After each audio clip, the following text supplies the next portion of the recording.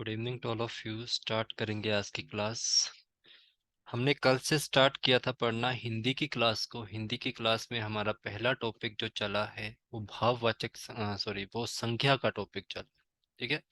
संज्ञा में मैंने आप लोगों को कहा था कि संज्ञा जो है आपकी विकार शब्दों में आती है।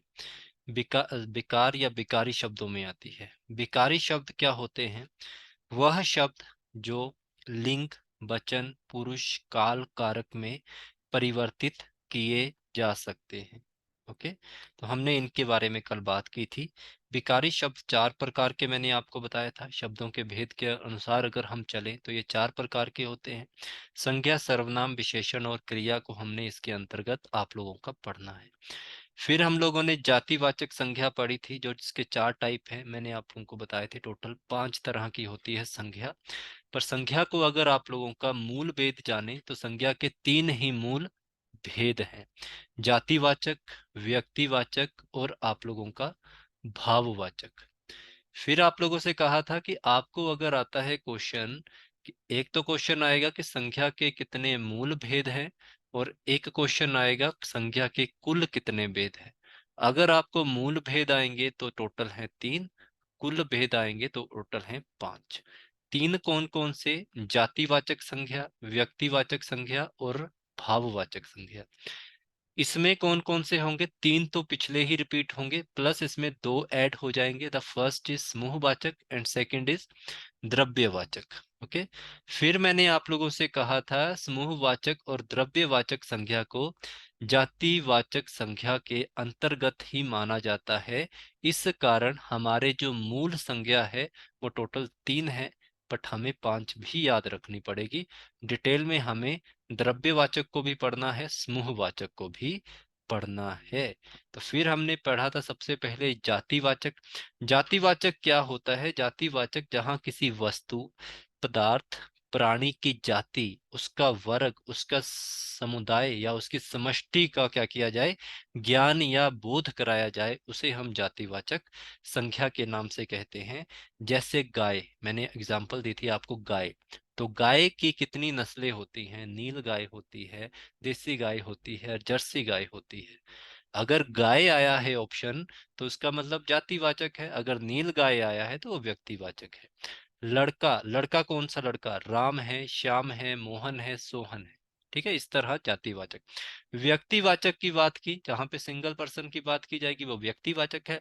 पर हमने कुछ चीजों को याद रखना है जो मैंने आपको नोट लिखवाया था, जहां से एचपीपीएससी क्वेश्चन डालेगा ही आप लोगों को।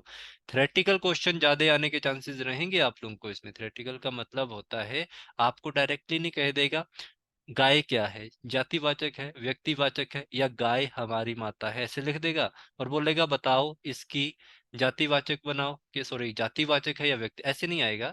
अगर आपका जो एग्जाम है, जिस लेवल पे अब आप लोगों के एग्जाम हो रहे हैं, उसमें आप लोगों को डायरेक्टली क्वेश्चन बना के देगा कि जब किसी व्यक्तिवाचक संख्या का प्रयोग बहुवचन में किया जाए तब वह संज्ञा क्या बन जाती है। मैंने कहा जब व्यक्तिवाचक, व्यक्ति होता है अकेला, ऐसे लिख सकते हैं आप लोग, जब व्यक्तिवाचक संख्या का प्रयोग बहुवचन में किया जाए तो वो क्या बनता है?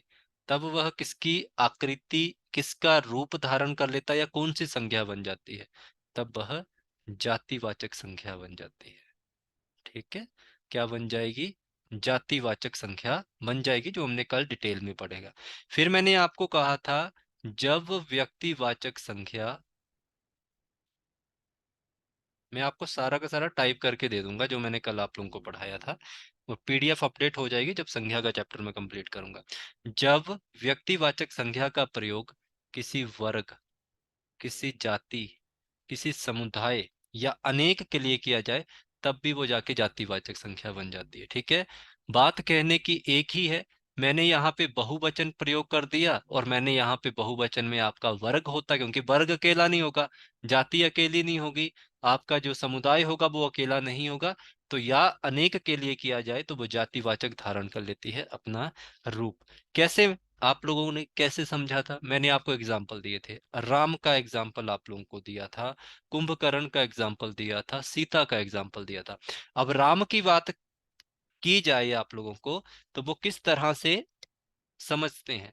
अब राम एक व्यक्तिवाचक संज्ञा है, पर अगर आप लोगों को वाक्य आ जाता है, सेंटेंस आ जाता है कि एक समय ऐसा भी आएगा जब हर घर में राम जन्म लेगा, एक समय ऐसा भी आएगा जब हर घर में राम जन्म लेगा। अब यहाँ पे देखो, राम व्यक्तिवाचक है, पर जो पीछे हर घर लिखा है वो एक किसी समुदाय, किसी जाति, किसी वर्ग को बता रहा है, वो बहुवचन के रूप में प्रयोग हो रहा है। हर घर का मतलब होता है प्रत्येक घर, एक से ज्यादा अनेक। फिर मैंने आपसे कहा था एक समय ऐसा भी था जब हर घर में सीता होती थी। तो हर घर में सीता, सीता व्यक्तिवाचक है, हर वर्ग, हर घर जब उसके साथ लगा तो वो अनेक में चलेगी, बहुवचन में चला गया।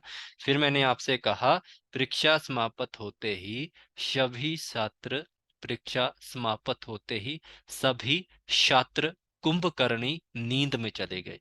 तो ये क्या हुआ आप लोगों का, बहुवचन में चला गया, तो ये भी आपका जातिवाचक में चला गया। तो व्यक्तिवाचक का जब भी प्रयोग बहुवचन में, किसी वर्ग में, अनेक में, जाति में, समुदाय में होगा, तो वो व्यक्तिवाचक ना रह के जातिवाचक में कन्वर्ट होगा। इस चीज को ध्यान रखना। व्यक्तिवाचक तो आप ऐसे ही पहचान लोगे, व्यक्तिवाचक हर बार एग्जाम में नहीं डालेगा। मैंने आपको वो एक वर्ड पीछे कहा, एक बात कही पीछे, कि भाववाचक संज्ञा और जो आपकी द्रव्यवाचक संज्ञा होती है, ये किसका हिस्सा है, ये जातिवाचक के अंतर्गत ही आती है। जातिवाचक सबसे इंपॉर्टेंट है आप लोगों की, ठीक है। समझ आ गई थी कल आप लोगों को? कोई डाउट तो नहीं है जातिवाचक में, किसी तरह की कोई दिक्कत परेशानी?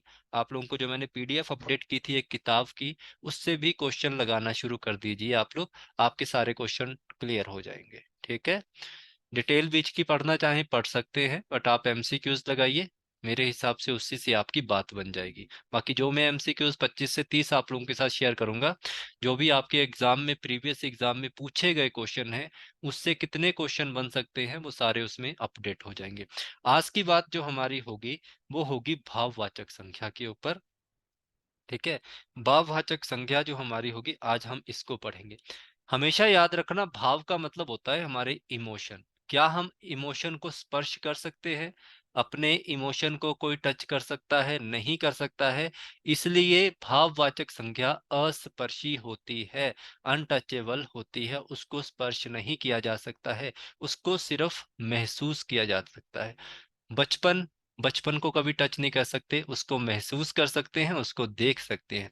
बुढ़ापा सामने है, मिठास फील ले सकते हैं। सुंदरता स्पर्श नहीं की जा सकती, किसी भी सुंदरता, उसको सिर्फ भाव लिया जा सकता है। फिर आप लोगों ने याद रखना है, यही लाइन जो मैंने पीछे कही उसी लाइन को दोबारा लिखा गया है, यह अनुभव जन्य होती है। इसमें आप सिर्फ अनुभव कर सकते हैं, आप सिर्फ उसको एक्सपीरियंस कर सकते हैं। हरियाली, हरियाली जो होती है एक्सपीरियंस होता है, हरियाली को टच नहीं किया जा सकता। आप लोग ये ध्यान रखना। सच्चाई आप लोगों की, अच्छाई आप लोगों की, ये सारी क्या है, सिर्फ आप इसको अनुभव कर सकते हैं, आप इनको टच नहीं कर सकते। इनमें प्रत्यय लगा होता है, जब भी भाववाचक संज्ञा आएगी उनमें प्रत्यय लगा होगा, ठीक है जी। हर्ष, हर्ष में इत लगाया हर्षित, तन, तन में आव लगाया तनाव, मधुर, मधुर में ता लगाया मधुरता, तो उसमें प्रत्यय लगा दिया गया।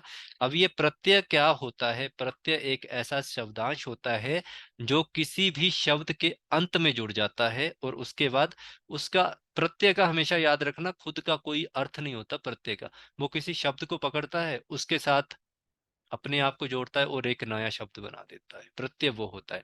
कुछ बिना प्रत्यय के स्वतंत्र भी होती हैं भाववाचक संज्ञाएं, प्रेम, क्रोध, उमंग, उल्लास। तो ये भी है, प्रेम, प्रेम को भी हम क्या कर सकते हैं, भाववाचक संज्ञा में आता है। स्पर्श नहीं कर सकते हैं, फील ले सकते हैं, क्रोध फील ले सकते हैं, उमंग हमारे अंदर किसी चीज को हर्षोल्लास, उल्लास होता है जो, ये सारी चीजें। फिर मैंने आपसे कहा विशेषण, अब ये वाली इंपॉर्टेंट चीज है, विशेषण में भी आप प्रत्यय लगाकर भाववाचक संख्या बना सकते हैं। क्वेश्चन आएगा विशेषण के साथ हम किस चीज का प्रयोग करें कि वो एक भाववाचक संख्या बन जाए, तो विशेषण के साथ आप प्रत्यय लगा दो, आपकी भाववाचक संख्या बन जाएगी। विशेषण में प्रत्यय लगाने पर कौन सी संख्या बनती है? तो संख्या बनती है आप लोगों की भाववाचक संख्या। मीठा, मीठा के साथ आपने प्रत्यय लगाया आस, मिठास बन गई। सुंदर के साथ आपने प्रत्यय लगाया, सुंदरता बन गया। अमीर के साथ ई प्रत्यय लगाया, अमीरी बन गया। बीमार के साथ ई लगाया, बीमारी बन गया। अब ये जो प्रत्यय है, आस कोई शब्द नहीं है, ता कोई शब्द, इसका कोई अकेले का मतलब नहीं बनता, ई का कोई अकेले में मतलब नहीं बनता। तो ये सारी चीजें आपने ध्यान रखनी है। जो मैंने यहाँ पे आपको कुछ चीजें लिखवाई हैं, ये वाली सबसे इंपॉर्टेंट है, ये वाली लाइन इंपॉर्टेंट है। अगर आपको लगता है कि एचपीपीएससी बच्चों वाले क्वेश्चन डाल के दे देगी, तो हमेशा याद रखना आप लोगों ने, कॉलेज कैडर का पेपर पकड़ लेना एक बार ध्यान से, क्या डाला था क्वेश्चन उन्होंने, पता चल जाएगा आप लोगों को मैं ये क्यों लिख के दे रहा हूँ। आप ये मत सोच के जाना आप वो पेपर डालेंगे सीधा सीधा डाल देंगे, जातिवाचक बता दो, भाववाचक बता दो, ये बता दो, वो बता दो, ऐसा नहीं डालते आप क्वेश्चन। आपको वो थ्योरी डालेंगे, क्योंकि आप लोग क्लास 3 के लिए जा रहे हो, कोई छोटा एग्जाम नहीं है, कंपटीशन है, कंपटीशन को बढ़ाना है उन्होंने। ओके। पेपर लीक हो रहे हैं, पेपर लीक वाले रात को पढ़ के सुबह दे आते हैं पेपर, बट अब ऐसा नहीं होगा। अब आप लोगों को पढ़ना पड़ेगा, मेरिट कम जाएगी बट कंपटीशन उसी का बेस्ट होगा जो पढ़ के जाएगा। तो इस कारण छोटी से छोटी चीज को प्लीज नोट डाउन कीजिए, ये आपके काम की चीज है सारी की सारी। ओके। तो ये ध्यान रखें, जितना मैं आप लोगों को बताऊंगा प्लीज इसको अच्छे से पढ़ना। अब यहाँ पे क्या लिखा गया है, पहली बात है जातिवाचक संख्या। जातिवाचक संख्या से भी हम क्या कर सकते हैं, भाववाचक संख्या का निर्माण कर सकते हैं। किसको लगाकर, प्रत्यय को लगाकर। लड़का एक जातिवाचक संज्ञा है, उसमें पन लगाया आपने, लड़कपन आ गया। ठीक है, ये इसका मतलब होगा बराबर, ये मैंने बराबर दिखा है, ये मत समझना इसके पीछे ये लगा है। बच्चा, बच्चा एक कोई भी बच्चा, जाति है बच्चे की, बच्चा कोई भी हो सकता है, उसमें पन प्रत्यय लगाए, बचपन आ गया उसमें, या बचपना आ गया आप लोगों का। बुढ़ा, कौन बुढ़ा, कोई भी हो सकता है, वो एक जाति है आप लोगों की, उसमें आपा का प्रत्यय लगाया, बुढ़ापा बन गया। तो ये क्वेश्चन आता है आप लोगों को, जातिवाचक को भाववाचक संज्ञा में अगर बदलना है तो किसको लगाना पड़ेगा, प्रत्यय का प्रयोग करना पड़ेगा। कभी भी आप लोगों को कोई भी चीज करनी है, भाववाचक संज्ञा में लेके आनी है, तो आपको एक शब्द याद रखना है, किसका, प्रत्यय का। विशेषण के द्वारा हम भाववाचक संज्ञा बना सकते हैं, उसमें प्रत्यय लगा के। अच्छा एक विशेषण है, आप अच्छे इंसान हो, आपका ये विशेषता है। आपके अच्छा में मैंने ई लगाया, तो ये आपकी अच्छाई है कि आपने ये कार्य सिद्ध किया, ये आपकी अच्छाई है, आपने मेरी सहायता की। उत्तम, कोई व्यक्ति पुरुष उत्तम है, श्रेष्ठ है, श्रेष्ठ में श्रेष्ठा, तार प्रत्यय लगा के श्रेष्ठता बना दिया। कोई व्यक्ति, कोई स्त्री सुंदर है, उसकी सुंदरता देखो कितनी सुंदर है वो। वह इंसान भला इंसान है, उसने लोगों की भलाई का कार्य किया है। वह एक बुरा इंसान है क्योंकि वह सबकी बुराई करता है। ठीक है, समझ आया आप लोगों को मैं क्या कह रहा हूं, आप लोगों के सामने जो ये लिखा हुआ है, विशेषण के साथ भाववाचक संख्या किस तरह से बनती है, समझ आ रहा है, प्रत्यय का कैसे प्रयोग करना है। तो कभी भी ऐसे क्वेश्चन आ जाए, आपके सामने लिख दिया अच्छाई, बताइए इसमें किस संख्या की बात की गई है और इसमें किसका प्रयोग किया गया है। वहां पे ऑप्शन होगा भाववाचक संख्या प्लस विशेषण। तो विशेषण के साथ भाववाचक संख्या का भाववाचक संज्ञा जो है वो विशेषण से बनी है, किसकी सहायता से, प्रत्यय लगाने की सहायता से। तो ये ध्यान रखें, ये इंपॉर्टेंट चीज है आप लोगों की। आगे क्रिया की बात आ गई। अब लिख, क्रिया है, वह लिख रहा है, वह पढ़ रहा है, वह पी रहा है, वह तैर रहा है। तो ये जो लिख लिखा, ये देखो, ये जितना भी आप लोगों को मैं करवा रहा हूँ ना, जैसे क्रिया मैंने बोला, ये मत समझना मैंने क्रिया का चैप्टर करवा दिया, भाववाचक संज्ञा को समझा रहा हूँ, इंपॉर्टेंट है, ये ध्यान रखें। लिख क्या होती है, क्रिया, वह लिख रहा है, वह लिख रही है, वह पढ़ रहा है, वह पढ़ रही है, वह पी रहा है, वह पी रही है, वह तैर रहा है, वह तैर रही है। इसमें ही जैसे हम लोगों ने प्रत्यय लगाया आवट, लिखावट, लिख से, क्रिया से उसको कन्वर्ट कर दिया भाववाचक, उसकी लिखावट बहुत बेकार है, उसकी लिखावट बहुत सुंदर है। ठीक है, उसकी पढ़ाई, कौन सी पढ़ाई कर रहे हो, भाववाचक संज्ञा, किस कक्षा में पढ़ाई करते हो, वह पियक्कड़ है, वह तैराक है। ठीक है जी। तो ये सारी सी चीजें आपने ध्यान रखना, ऐसे कभी भी क्वेश्चन आएगा तो आपने थोड़ा सा ध्यान रखना। अब बात आती है संज्ञा। संज्ञा पढ़ा दी मैंने आप लोगों को, सर्वनाम तो पढ़ाया नहीं, बट सर्वनाम तो तभी पढ़ेंगे जब आपके काम की आएगी। तो सर्वनाम तो हम बाद में पढ़ेंगे कि सर्वनाम होता क्या है, किस तरह से इसको पढ़ा जाता है, क्यों पढ़ा जाता है, ये सारी चीजें। सर्वनाम जो होता है वो दो शब्दों से मिलकर बनता है, सर्व जमा नाम, सर्वनाम। ओके, सर्व जमा नाम सर्वनाम। तो सभी संज्ञा, जो संख्याओं के स्थान पर जिसका प्रयोग किया जाता है उसे क्या कहते हैं, संज्ञा के स्थान पर जिस चीज का प्रयोग किया जाता है वो सर्वनाम होता है। ठीक है, डिटेल टॉपिक अलग से चलेगा, वो अब हम यहाँ नहीं करेंगे, मैं जस्ट आपको संज्ञा सर्वनाम की बात बता रहा हूँ। सर्वनाम के साथ अगर हम भाववाचक संख्या का निर्माण कर दें तो ये हो सकता है, क्या हो जाता है, अपना। ये सर्वनाम है, उसमें पन लगाया हमने, क्या बना, अपनापन, प्रत्यय लगाकर। मम ता लगाया, ममता। मामा, माम तब बन गया। ठीक है, तो ये सारे सर्वनाम आप लोगों के आते हैं, नोट करना आप लोगों ने। जो इंपॉर्टेंट चीज इसमें है, संज्ञा सर्वनाम विशेषण क्रिया शब्दों के अंत में शब्दांश अथवा प्रत्यय लगाकर भाववाचक संज्ञा का निर्माण किया जा सकता है। क्वेश्चन आएगा, भाववाचक संज्ञा में किस भाववाचक संज्ञा में के अंत में शब्दांश या प्रत्यय लगाकर, मतलब प्रत्यय लगाकर कौन कौन से भाववाचक बना सकते हैं। ठीक है, कौन कौन से होंगे, तो आप विकारी शब्द कौन कौन से होंगे, तो आपने याद रखना है, संज्ञा सर्वनाम विशेषण और क्रिया। संज्ञा सर्वनाम विशेषण और क्रिया अपने शब्दों के अंत में किसी शब्दांश का प्रयोग करके, किसी प्रत्यय को लगाकर एक भाववाचक संज्ञा का निर्माण कर सकते हैं। तो कभी भी आ जाए आप लोगों को ये वाली लाइन इंपॉर्टेंट है, ये ध्यान रखना। प्रश्न आया आपके सामने, मेरी लिखावट अच्छी नहीं है, आपकी लिखावट बहुत सुंदर है, कुछ बच्चे पढ़ाई में कमजोर हैं, हिंदू मुस्लिम में तनाव चल रहा है। तो ये सामने है आपके, संज्ञा भी प्रयोग की गई है, सर्वनाम भी प्रयोग की गई है, विशेषण भी प्रयोग किया गया है, क्रिया का प्रयोग करके हमने क्या बनाया है यहाँ पे, ये सारी भाववाचक संज्ञा है। मेरी लिखावट, लिख जमा आवट, आपकी लिखावट, लिख जमा आवट, कुछ बच्चे पढ़ाई, पढ़ जमा आई पढ़ाई, हिंदू मुस्लिम में तनाव चल रहा है। तो फील कर सकते हैं आप तनाव को, भाववाचक संज्ञा। ठीक है, जातिवाचक संज्ञा में भाववाचक संज्ञा का प्रयोग करके हमने इन शब्दों को बनाया। कुछ समझ आया आप लोगों को, भाववाचक संज्ञा क्या होती है, किस तरह से इसको देखा जाता है। ठीक है, संज्ञा सर्वनाम विशेषण क्रिया का प्रयोग करके हम क्या कर सकते हैं, प्रत्यय को लगाकर भाववाचक संख्या का निर्माण कर सकते हैं। ठीक है, एमसीक्यूज जब मैं आप लोगों के साथ डिस्कस करूंगा, सारे के सारे आप लोगों के क्लियर हो जाएंगे। यहाँ तक किसी बच्चे का कोई डाउट है तो बताओ। भाववाचक संज्ञा आप लोगों को समझ आई कि भाववाचक संज्ञा जो होती है इसको कैसे प्रयोग किया जाता है, किसके सहायता से, प्रत्यय की सहायता से या शब्दांश की सहायता से, किन किन का प्रयोग होता है इसमें, संज्ञा सर्वनाम विशेषण और क्रिया। ठीक है, तो ये ध्यान रखना। भाव आप लोगों को समझ आ जाएगा, जब भी किसी लाइन में भाव होगा, क्रिया होगी, संज्ञा होगी, सर्वनाम होगी, ये सब चीजें आप अपने आप ही समझ जाओगे कि यहाँ पे किस किस चीज का प्रयोग किया गया है। ओके, अब हम लोगों ने नेक्स्ट पढ़नी है समूहवाचक संख्या। अब समूहवाचक संख्या क्या होती है, समूहवाचक संख्या का मतलब होता है एकत्र होना।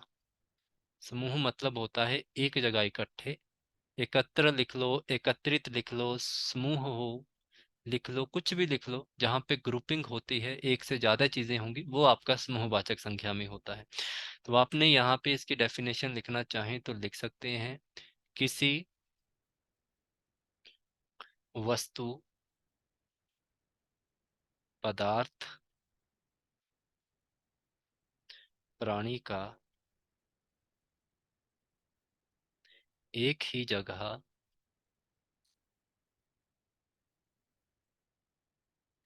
एक ही स्थान पर एक ही आधार पर एक जगह जुड़ना या एक साथ जुड़ना समूहवाचक संज्ञा कहलाता है। ठीक है, तो हमेशा याद रखना है, वस्तु पदार्थ का एक जगह एक साथ एकत्रित होना समूहवाचक कहलाता है। सेकंड डेफिनेशन लिखना चाहें, फिर आप लोगों ने याद रखना है ये बात कैसे हो सकती है। यहाँ से आप लोगों ने सिंपल सी बात ध्यान रखनी है, इतना लंबी चौड़ी डेफिनेशन नहीं याद रखनी। कोई वस्तु है, कोई पदार्थ है, कोई प्राणी है, उसका एक जगह, एक स्थान पर, एक ही उद्देश्य, एक ही आधार के साथ एक जगह जुड़ना क्या कहलाता है? समूहवाचक संख्या कहलाता है। कैसे?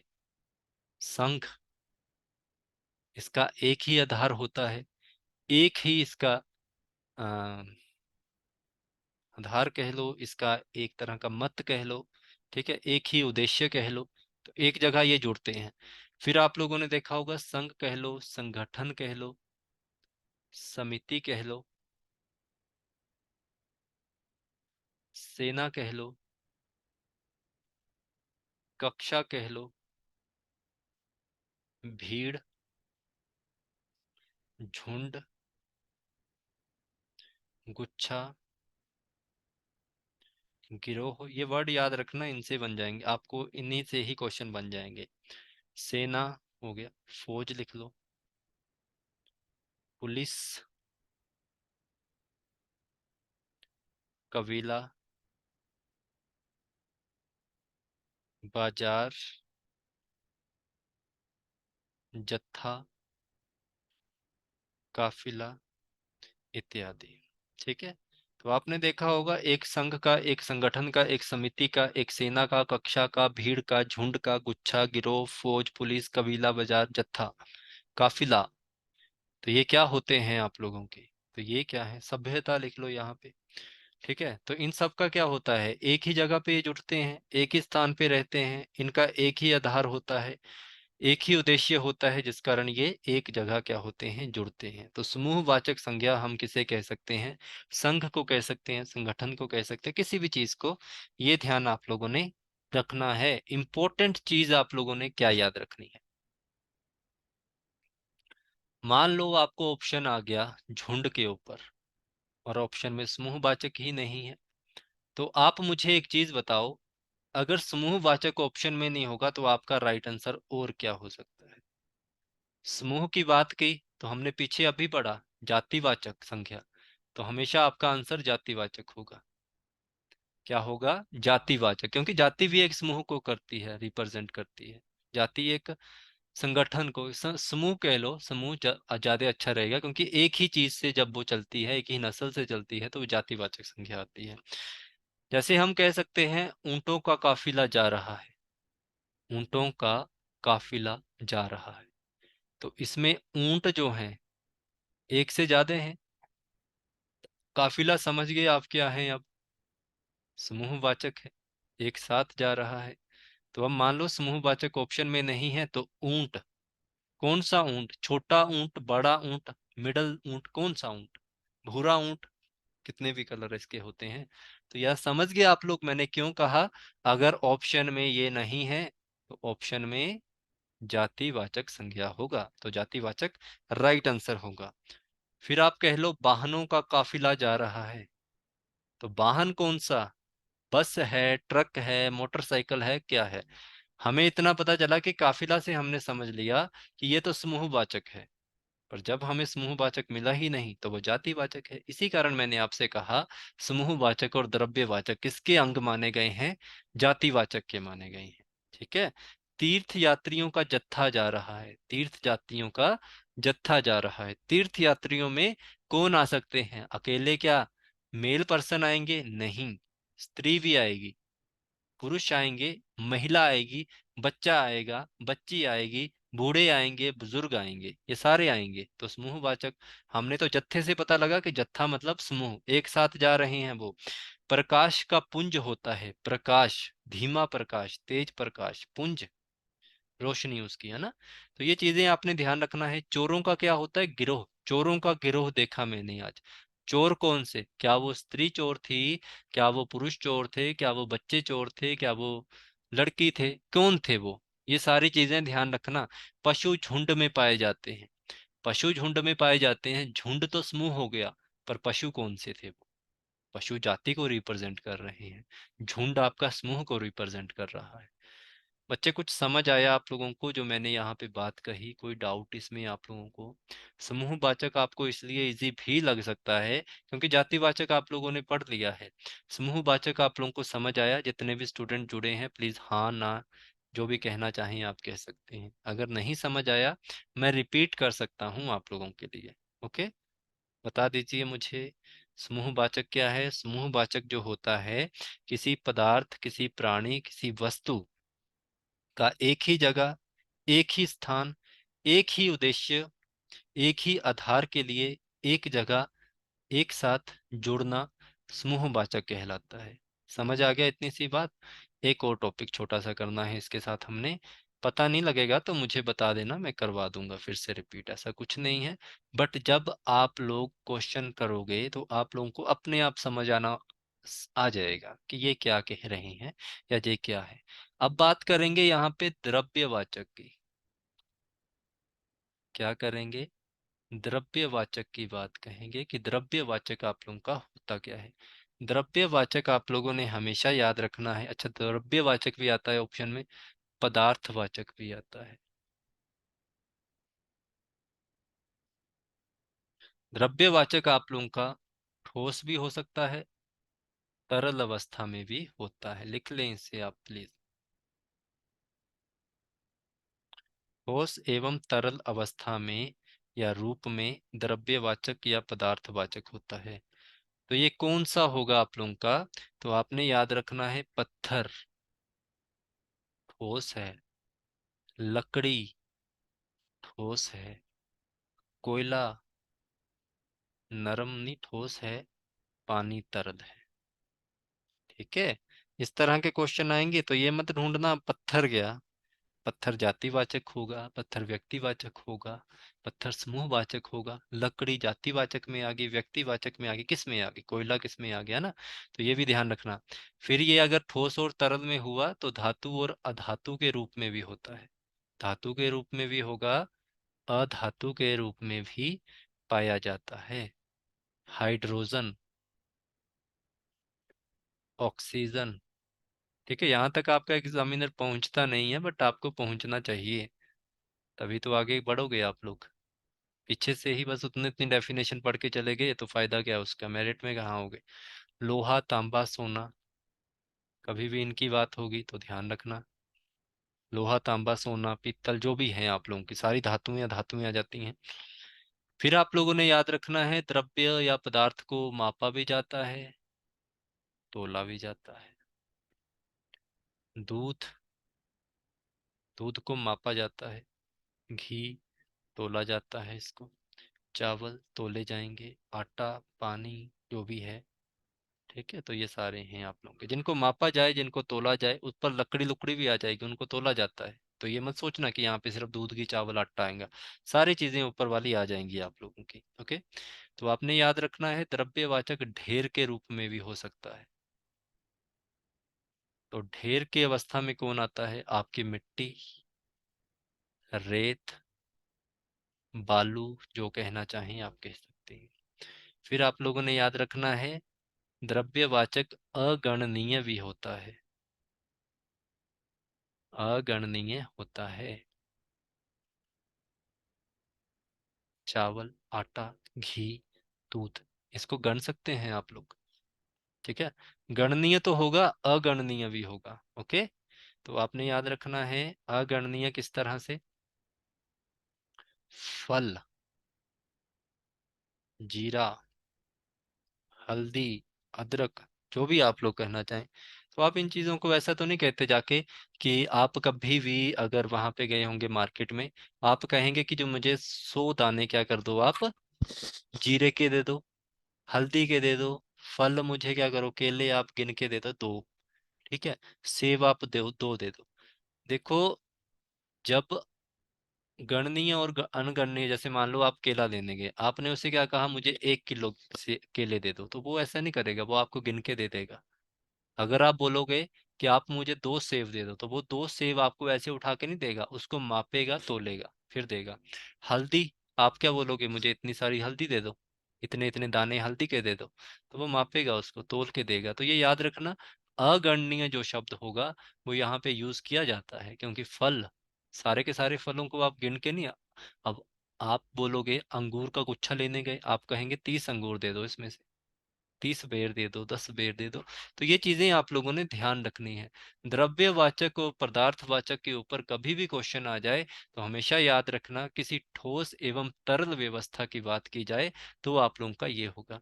तो फिर आप लोगों ने एक और चीज याद रखनी, जब भी आप लोगों के ऑप्शन में द्रव्यवाचक या पदार्थवाचक नहीं होगा तो कौन होगा? जातिवाचक। पत्थर, कौन सा पत्थर? छोटा पत्थर, बड़ा पत्थर, कैसा पत्थर? समुद्र का पत्थर, खड्ड का पत्थर, पहाड़ का पत्थर, कौन सा पत्थर? लकड़ी, किसकी लकड़ी? सागवान की लकड़ी, सफेदे की लकड़ी, खैर की लकड़ी, किसकी लकड़ी? कोयला, कौन सा कोयला? कच्चा कोयला, पक्का कोयला, कौन सा कोयला? पानी, समुद्र का पानी, कुएं का पानी, नल का पानी, बिस्लेरी का पानी, गंदा पानी, साफ पानी। ठीक है, समझ आया आपको मैंने क्या कहा? कि अगर आप लोगों को द्रव्यवाचक ऑप्शन में नहीं हो, पदार्थवाचक ऑप्शन में नहीं हो, तो आपने आंख बंद करके जातिवाचक के साथ जाना है। समझ आ गया आपको क्या होता है द्रव्यवाचक, क्या होता है पदार्थवाचक? कोई डाउट है बच्चे? बता दीजिए, एक बार क्वेश्चन लगाना। संख्या का टॉपिक खत्म होता है यहीं पे। एमसीक्यूज कल डिस्कशन होगी, लाइव तो नहीं करूंगा, रिकॉर्डिंग दूंगा आप लोगों को मैं एमसीक्यूज की। जल्दी से आंसर दीजिए, कोई डाउट है किसी को? संख्या के चैप्टर में 5 इसके हमने कुल भेद पढ़े, व्यक्तिवाचक, जातिवाचक, भाववाचक, समूहवाचक, और आप लोगों का द्रव्य एवं पदार्थवाचक। समझ आ रहा है आप लोगों को कि नहीं आ रहा है? जल्दी से बताओ, फिर हम सर्वनाम पढ़ेंगे। हाँ या ना लिख सकते हैं आप लोग। ठीक है, एमसीक्यूज लगा के देखना आज आप लोगों ने किस पे, जो बुक मैंने आपकी ड्राइव में अपडेट की है वहां से एक बार आप लोगों ने एमसीक्यूज करना थोड़े बहुत, है ना। बाकी मैं आप लोगों को एमसीक्यूज कल दे दूंगा वीडियोस के रूप में आप लोगों के सामने, और पीडीएफ भी कोशिश करूंगा देने की। ठीक है जी, thank you so much, good night to all of you. कल मैथ की क्लास होगी आप लोगों की, टाइमिंग में अपडेट करूंगा आप लोगों को, अभी मुझे टाइमिंग देखनी पड़ेगी किस टाइम पे लगेगी क्लास, है ना। धन्यवाद।